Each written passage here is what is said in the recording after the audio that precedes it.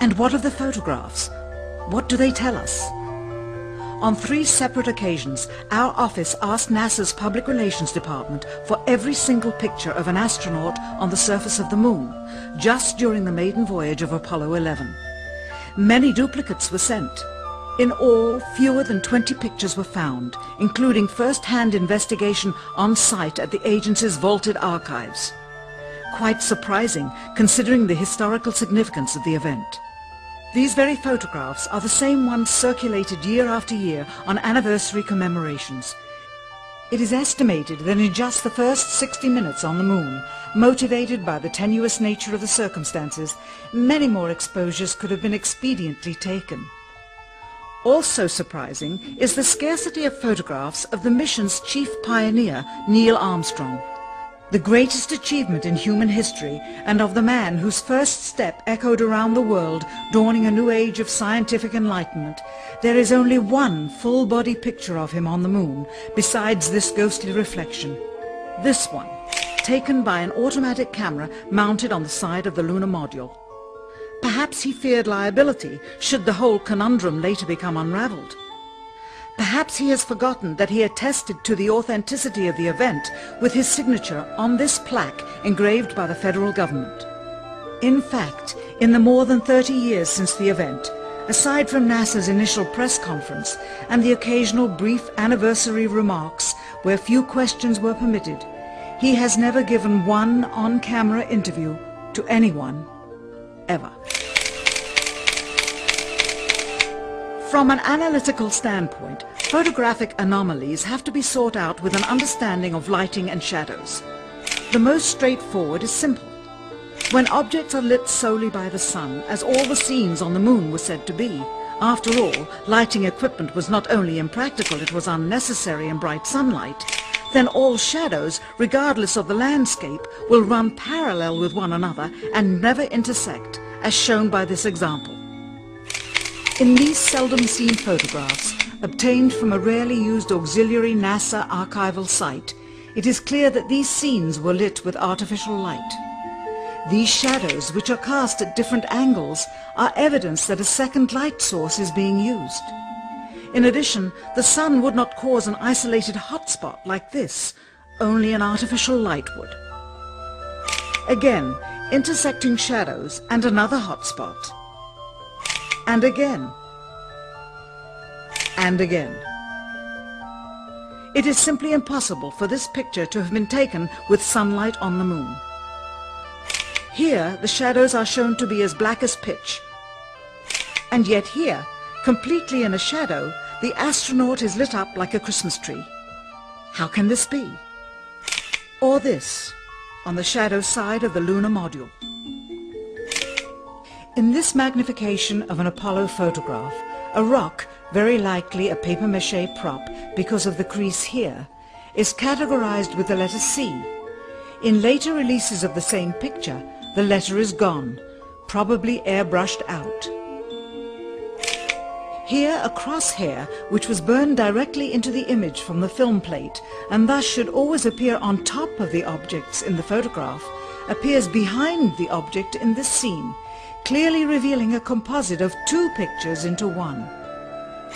Someone apparently forgot to create a burn crater underneath the lunar module's 10,000-pound thrust engine, despite the fact that during ground tests there was a real concern for the vehicle falling into the hole the engine created as it descended. Here is a Norman Rockwell depiction drawn just 2 years earlier based on the latest specifications and scientific data. In these enlargements, it looks as though the lunar module was simply placed there. Not even one speck of moon dust on the landing pod. As a result, all subsequent flights had to have the same discrepancy, which was explained away by the effect of no atmosphere. And what about stars? On the Moon, with no atmosphere, they must have been quite a sight to behold. Yet there is seldom any mention of them, if ever, by any of the astronauts on any of the missions. Undoubtedly, creating a mural with all the constellations properly placed in the sky would have been virtually impossible to create accurately, much less realistically. A competent amateur astronomer would have been able to call attention to the slightest error in measurement. The answer? not to talk about the stars, ever. In their post-flight press conference, it was the only question to which Neil Armstrong responded with an absence of memory. When you looked up at the sky, could you actually see the stars and the solar corona in spite of the glare? We were never able to see stars from the lunar surface or on the daylight side of the moon by eye without looking through the optics. I don't recall during the period of time that we were photographing the solar corona what stars we could see. I don't remember seeing any. Years later, though, Michael Collins would remember seeing the elusive stars and wrote about them in Expeditions to the Moon. It seems his memory improved the older he got. Why don't stars appear in any of the photographs? Simply because the proper, mostly closed exposure setting for the camera's iris, set that way to compensate for the bright sunlight on the moon's surface, completely diminished the faintness of relatively distant specks of diminutive light.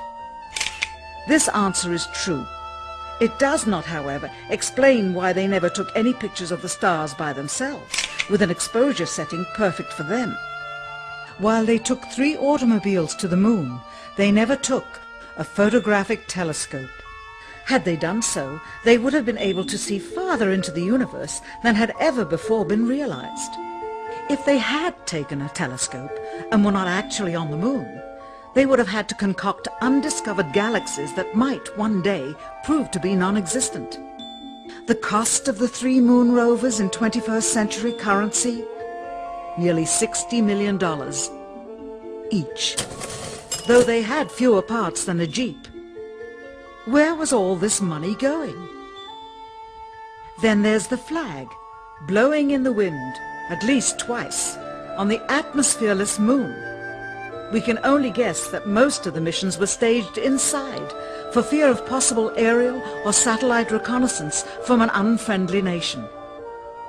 The backpacks, designed for 1/6 gravity, must have had the cooling systems removed to allow for movement without falling over.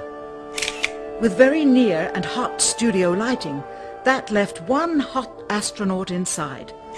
Assuming that it was the astronauts inside, after all, their faces were always covered. The necessary mammoth amounts of air conditioning were probably responsible for the air current.